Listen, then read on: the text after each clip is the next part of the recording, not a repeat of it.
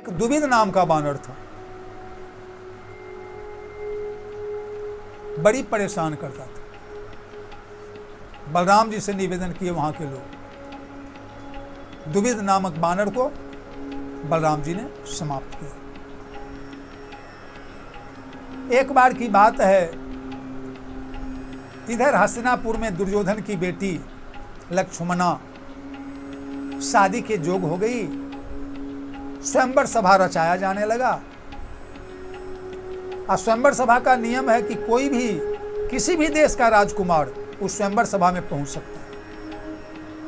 भगवान कृष्ण की जो पत्नी जाम्बती है, उसका बड़ा पुत्र है जाम्बती। हर एक रानी के 10-10 पुत्र, तो जाम्बती का बड़ा बेटा है शाम्ब। अपने पुत्रों में सबसे सुंदर है शाम्ब। शाम भी गया स्वयंवर सभा में हस्तिनापुर।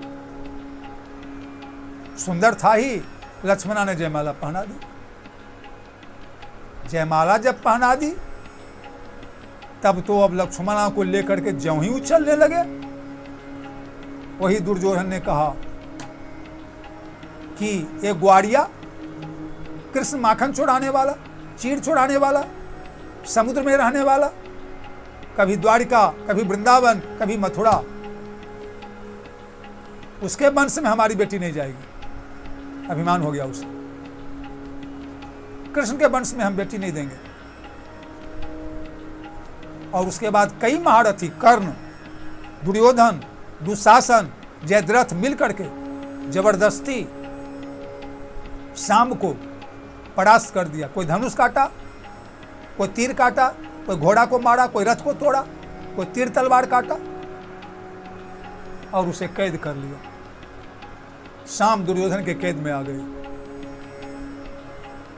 नारद जी के द्वारा समाचार मिला भगवान कृष्ण को, आपका बेटा कैद में है, या आप मस्ती से द्वारिका में मुस्कुरा रहे हैं। भगवान ने क्या कहा, क्या हुआ? आपका बेटा शाम स्वयंवर सभा में गया था। दुर्योधन की बेटी लक्ष्मणा का स्वयंवर हो रहा था, कैद कर लिया गया, आप छुड़ा के लाइए। भगवान कृष्ण ने सोचा, दुर्योधन भैया का चेला है, बलराम जी का चेला था, तो क्यों ने गुरुजी को ही भेज देते हैं। अगर मैं जाऊंगा तो इनको तकलीफ हो सकता है, मेरे चेला को मारे पीटे हरण करके लाए दुनियादारी। वही भगवान कृष्ण ने कहा, दाऊ दादा, दुर्योधन तो आपका चेला है। तो हाँ, तो ये आपका जो भतीजा है, हमारा बेटा शाम, स्वयंवर सभा में जीत लिया और उसको दुर्योधन ने कैद कर लिया। ये है आपकी चेला की करनी। आपके भतीजा को आपके चेला ने कैद करके जेल में बंद कर लिया। अब आप समझिए, आप अब तो बात सही है कि हैं? हमारे भतीजा को चेला है तो क्या हुआ, काहे कैद कर लेगा। बलराम जी का पारा थोड़ा गर्म हुआ, वो हल मुसल लिए, हस्तिनापुर को चल लिए। द्वापर का डेग 7 हाथ का पहुंच गए। दुर्योधन, दुशासन, द्रोण, भीष्म सब स्वागत किए, बैठ गए, समाचार पूछने लगे। कहिए बलराम जी, द्वारिकावासी वसुदेव, देवकी, उग्रसेन, कृष्ण, सबका समाचार ठीक है क्या? सबका समाचार ठीक है। पहले आप लोग ये बताइए कि हमारे भतीजा को आपने क्यों कैद कर लिया। अब तो दुर्योधन का पारा फिर चढ़ गया।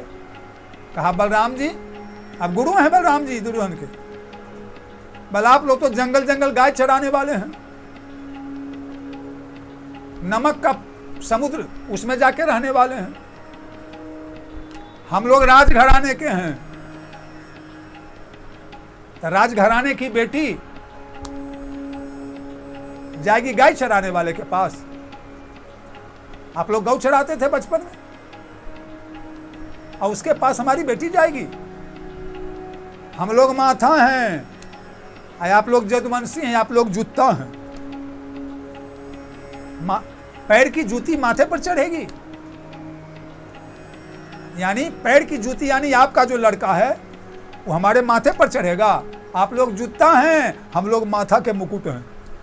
अब एकदम इनको बलराम जी को गर्दा में मिला दिया, पैर की जूती बना दिया। इनका पारस, इनका जो पारा था दिमाग 100 डिग्री सेंटीग्रेड पर चला गया। कहे दुर्योधन चेला होकर के तुम मेरा अपमान करता है, आज मैं तुम्हारे हस्तिनापुर को हम डुबा देते हैं समुद्र गंगे जी। हल था ही वही दक्षिण की ओर, जैसे कोई कुदार से जमीन कोड़े, दक्षिण की ओर हल को ऐसे करके गाड़ करके हस्तिनापुर को तिरने लगे। उत्तर थी गंगा, अब हम गंगे में बोर देंगे। मैं हिल गया हस्तिनापुर, तो ईश्वर के अवतार हैं। जमीन को छोड़ दिया, और जमीन को छोड़ा तो थोड़ा दक्षिण की ओर उठ गया, दक्षिण की ओर ऊंचा हो गया हस्तिनापुर, और उत्तर की ओर नीचे है। वही झुका, और चाहे कि इसको हम जैसे खींचें वह खींचने लगे। अब तो हस्तिनापुर डोलने लगी, नगरी डोलने लगी। सब धृतराष्ट्र, भीष्म, कर्ण, दुर्योधन, द्रोणाचार्य सब हिलने लगे। उनको डर हो गया, ये तो बलराम जी भगवान हैं, अगर कहीं बोर देंगे तो हम लोग, हस्तिनापुर तो जेबे करेगा, हम लोग सब गंगा में डूब जाएंगे। अरे मूर्ख दुर्योधन, इनसे क्षमा मांगो। तुम इन्हें साधारण आदमी समझ रहा है? एक कृष्ण बलराम दोनों ईश्वर के अवतार हैं, विष्णु के अवतार हैं। अरे अपनी जान तो बचाओ, बेटी को क्या बचाओगे? अपनी जान बचाना मुश्किल हो जाएगा। दुर्योधन को भी लगा कि हाँ ये कब हार दिए तो तुझे बोरिए देंगे। उसका दिमाग ठंडा हुआ, वही पैरों पर जाके पड़ा, क्षमा मांगा कि बलराम जी मैं आपकी औकात को नहीं जानता था, मैं आपको एक साधारण व्यक्ति बुझ लिया, आप क्षमा करें। और उसके बाद हमारी बेटी जो लक्ष्मणा है और अपना भतीजा शाम को सकुशल पूर्वक आप ले जाए। उसके बाद तो रथ पर चढ़ा करके विदा करने लगा, एकदम पूरा घोड़ा, हाथी, रथ पर, ऊंट पर, इतना ने सामान दहेज में दिया कि वर्णन नहीं। इस प्रकार शाम का विवाह दुर्योधन की पुत्री लक्ष्मणा से संपन्न हुआ, और दान दहेज के साथ सब लोग विदा होकर द्वारिका